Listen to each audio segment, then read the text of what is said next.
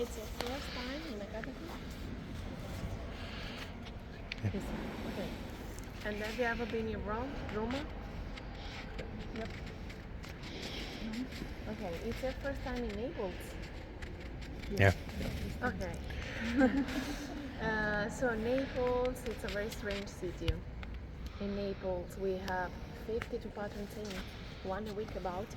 The most important for us is San Gennaro for its miracle. You know, San Gennaro suffered the eruption of Vesuvius. This is the miracle of San Gennaro. For this reason, it's the most important for us. But for this district, the Sanita district, the most important for us is there. San Vincenzo Ferrer, the patron saint of Sanita district. We can talk about later. Now, we are in the Basilica of Santa Maria della Sanità, built by the rediscovery of the catacombs of San Gaudioso. But San Gaudioso was a North African bishop. He was exiled by Genserico, king of Vandals. He lived in Naples and he was buried here in the second half of 5th century AD. But after the deaths of the relics of San Gennaro, those of San Gaudioso were brought inside city walls, and then this place was left, was abandoned, was forgotten, and later was buried by the lava.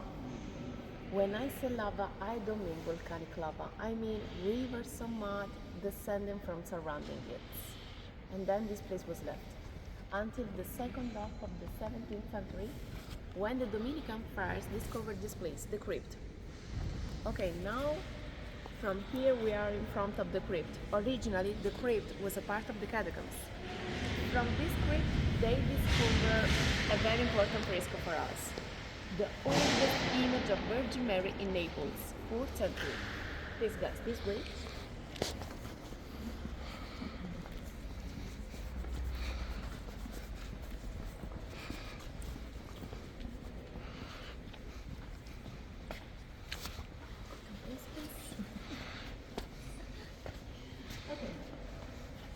The crypt, you can see there, the altar, okay? Behind the altar, there is a little apse. The second niche to the left, the fresco with the golden crown, the little golden crown, you can see her? Yeah. Okay, this is the oldest image of Virgin Mary in Naples, 4th century.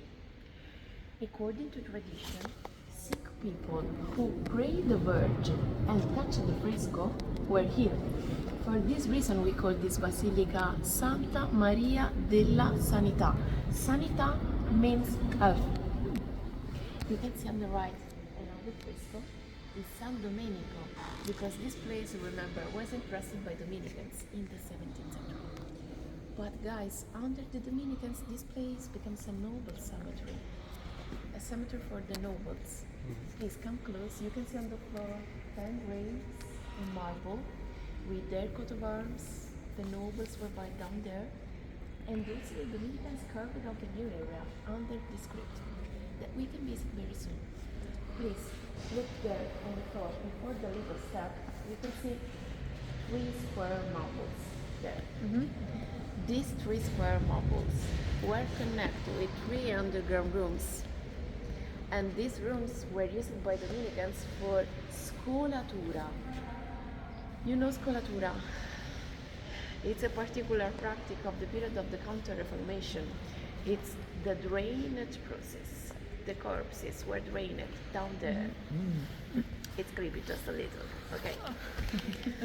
We can talk about later, but thanks to this practice, the Dominicans, they earn a lot of money. It's like a business for the Dominicans. And thanks to this practice, they built on the rediscovery of the catacombs this church in only 10 years. 62 and 62 help. Thanks, scolatura business. But when they founded this place, the relics of San Gaudioso, remember, were brought inside city walls. So they kept inside these altars, 5 on each side, 10 relics of virgins and martyrs from Rome cemetery. And thanks to this practice, this place became sacred again. You can see above this altar the scenes of their martyrdom. We find the women on the right and the men on the left. And these frescoes were made by a Napolitan artist, a Baroque artist, Francesco Solimena. He was born in Sanita district.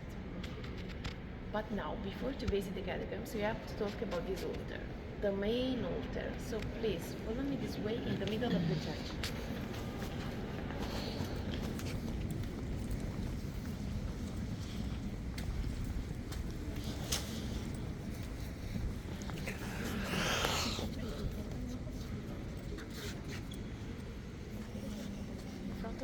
is no video. Originally, it was made in Piperno. Piperno is a volcanic stone, black and white Piperno.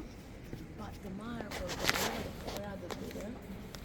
It's also kind of architecture and also symbolize a rise, a journey of the soul to the heaven. In the period of the Counter-Reformation, the catacomb represents Purgatorio. What is Purgatorio? You know Purgatorio? It's like Oh, a place yeah, yeah. between hell Yeah, and between hell heaven. and earth, yeah. So when we leave this place, we find four angels down the stairs, 440, welcoming us with lily, the symbol of purity. On the top of the stairs, the two most important saints of Christian Church, St. Peter on the left with a St. Paul on the right with his word. St. Peter and St. Paul, the guardians of the heavens, in the wooden choir above the organ, Virgin Mary and Child Jesus, and finally at top, the last fresco is God. A rise, a journey of the soul to the heaven. Within this place, the catacomb Purgatorio, we find the angels, St. Peter and St. Paul, Virgin Mary, Child Jesus, and finally God. Now, this way.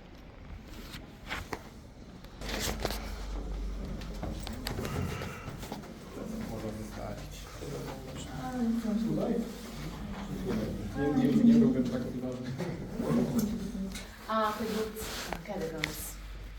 And now we are also in the area of Naples called extramenia, a Latin word that means outside city walls. According to the Greek Romulus, it was forbidden burying the bodies inside city walls because it was unhygienic, and so all the burials were outside city. If you leave the historical center, you find this district, the Sanita district, that was called Valle d'Ao or Valle d'Et. In the Sanita district, we find the catacombs of San Severo, the catacombs of San Gaudioso, the catacombs of San Gennaro, and the cemetery of Fontanelle, the Valle d'Et. All the bones are there in the cemetery of Fontanelle, okay? I know, everybody wants to see the bones in the catacombs, but not today. All the bones are there because in Naples, in late 19th century, Naples was under French rule.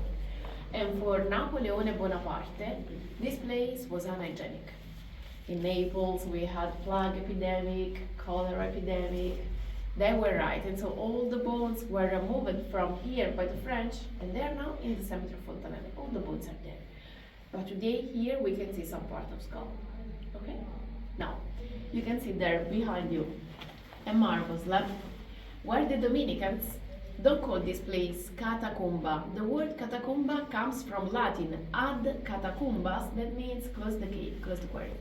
They call this place Vetustissima Christianorum Cemetery because, remember, this place becomes an old cemetery under Dominicans. And sometimes they destroy the walls, destroy the graves to facilitate the passageways around the crypt. And now we are below the crypt that we saw before. Now, let's give a look there.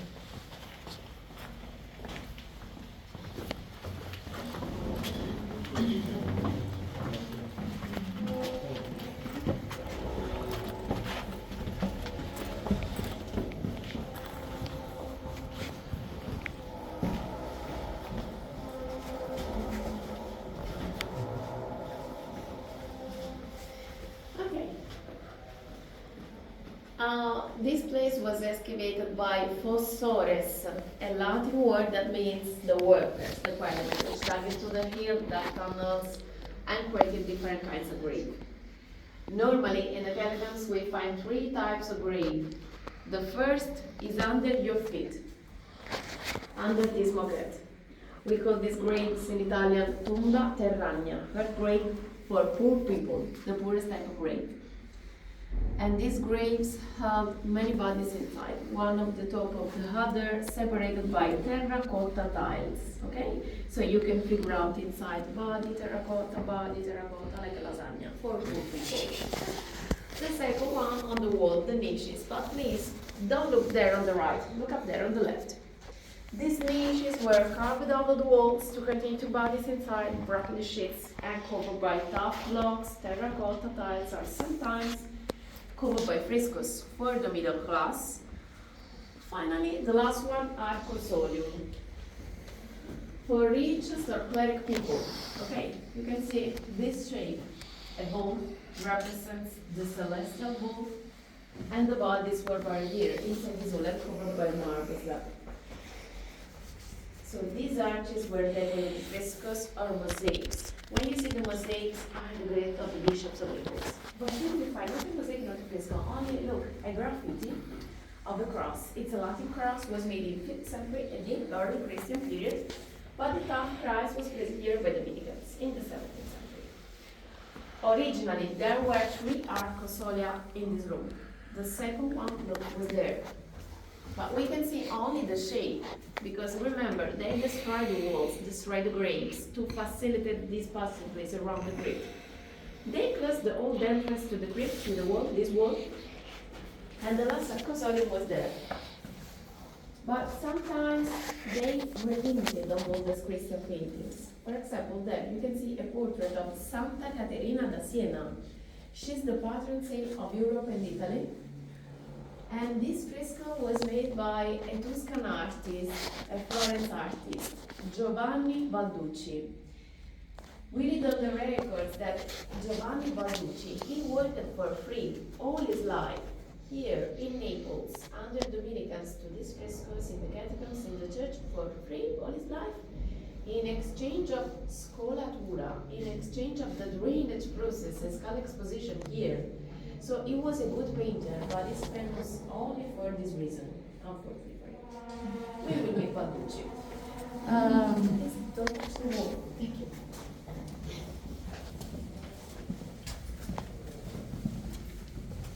San Gaudioso's burial.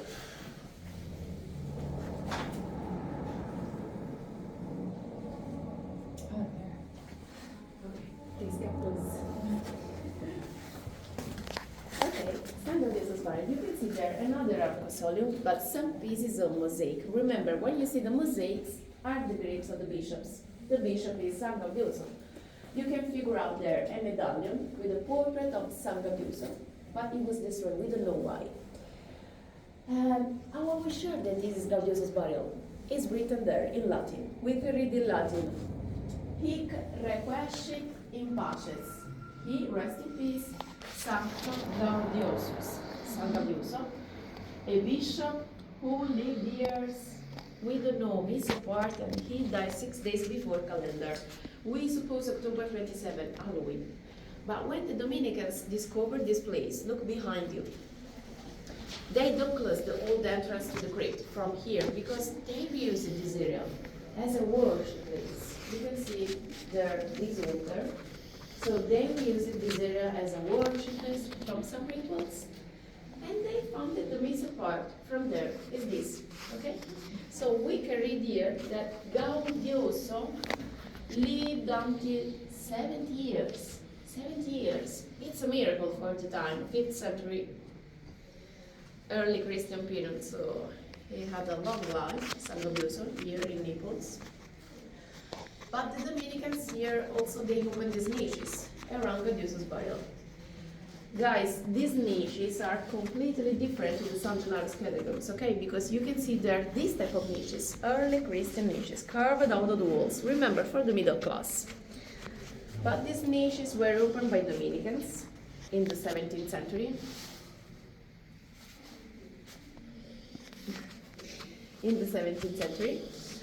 And these niches are close San Gaudioso. So these niches were for nobles, not for the middle class, okay? Remember, this place becomes a noble cemetery. But look, guys, are very small. Why so small for you? They were small. Yes, they were small, but very small.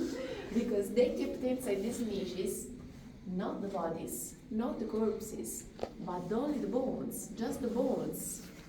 And the bones comes from scolatura, the drainage process. And now we can visit Cantarelle, this way.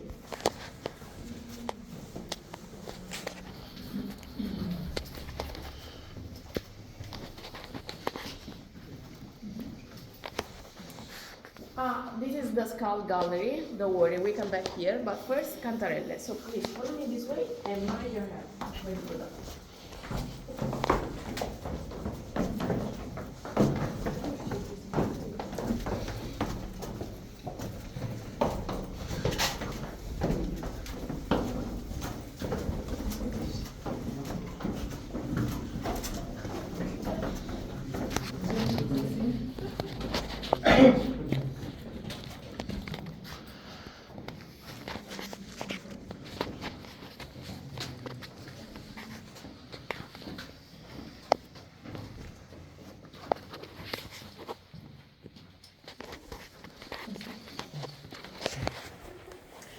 Okay, now we are under the crypt.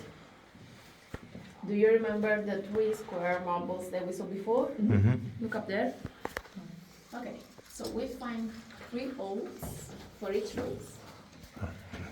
And so this place was used for scolatura, the drainage process.